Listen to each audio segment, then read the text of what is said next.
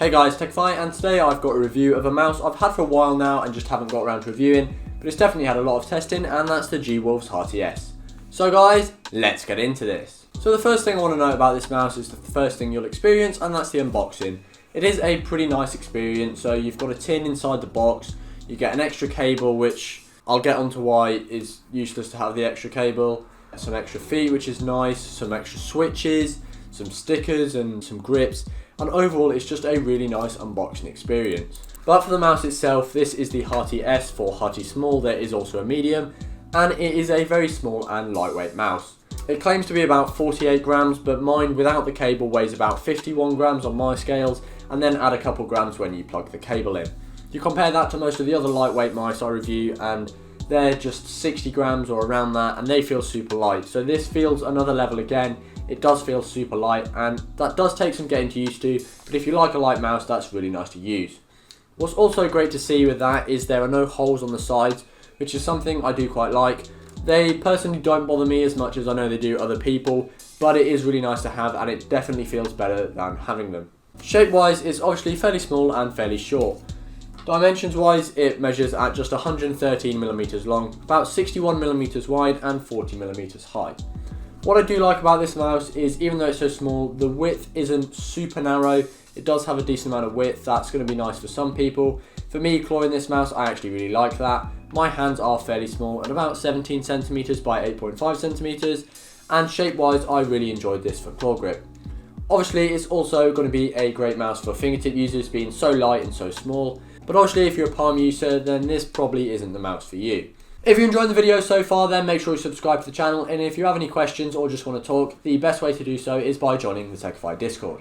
Mine has a PMW 3360, however, if you get a slightly more expensive version, I believe you can get it with a PMW 3389. In reality, most people aren't going to notice that difference. The PMW 3389 will have a slightly lower lift-off distance, however, my one here with the 3360 had a lift-off distance of about 4-ish playing cards, which is super low anyway, and in reality all sense performance is flawless nowadays.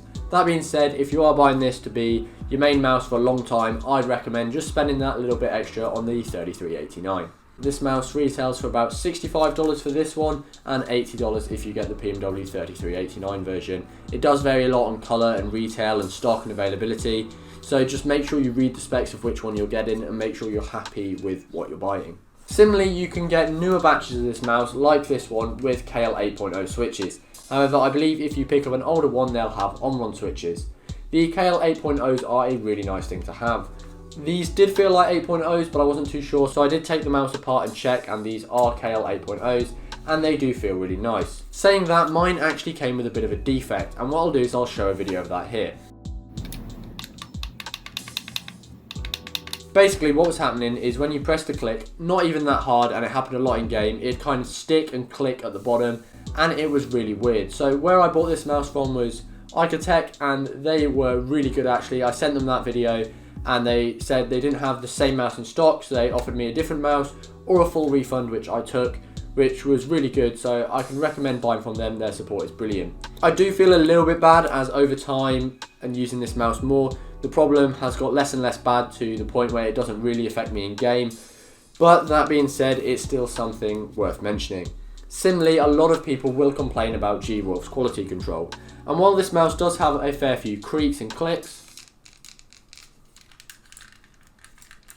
overall my copy isn't too bad, but it's certainly not great. It is understandable, you know, the creaks and the little bit of flexing. Overall, it's pretty solid. Like from the sides, there's no flex whatsoever, just a little bit of creaking. But overall, that is something to look out for. Make sure you buy one of these mice from a retailer that's going to have good customer support and be able to send you a new one or give you a refund if you are unlucky and get one that's not very well built. Those clicks though, when they are working with the KL 8.0s, do feel really nice. I really enjoy using them, and they're definitely my favourite mouse switch. Here's a sound test of them now. While we're on the topic of buttons, these side buttons are really nice. I don't use them that much, and I don't really care how they feel, as long as they work and they're not too hard to press or anything, or too spongy. So the side buttons are fairly nice. Here's a little sound test of them as well, the front one and the back one. One thing I use even less is the scroll wheel, and I didn't like that on the Hati S, if I'm being honest. Scrolling with it just didn't feel that nice. It wasn't that distinct between each step, and I don't know, it just didn't feel great, and especially the click. The whole mouse feels like it's kind of creaking and bending.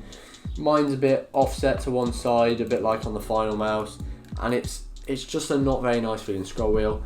Personally, I don't use it that much, and scroll wheel click while I'm gaming is something I almost never use, so it's not a big deal. That being said, it's not great. The feet and extras are included, which is really nice, are very good. I can not fault these feet at all. They're really smooth, I felt very in control, and I just like these feet overall. It's exactly what I'd expect from a mouse at this price, and I can't fault the feet. They're very good. The cable, however, while it is micro USB and therefore removable, which is really nice, and you get an extra one in the box, it's honestly, for a $65 mouse and definitely for an $80 mouse, isn't really good enough. I was very harsh on the SteelSeries Aerox 3 cable. I'd put this as somewhere similar to that.